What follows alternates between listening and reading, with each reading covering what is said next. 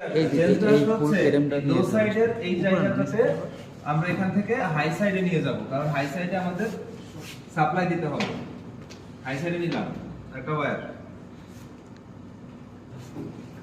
আর যেহেতু short circuit test করতেছি আমরা লো সাইডকে শর্ট করব।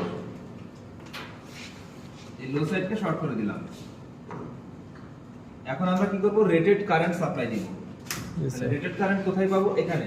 এটা রেটেড কারেন্ট কত আছে? 1.5 অ্যাম্পিয়ার সাপ্লাই দিচ্ছি। 1.5 অ্যাম্পিয়ার 1.6 1.11 1.43 51 55 54 53 52 51 হ্যাঁ 1.5 অ্যাম্পিয়ার।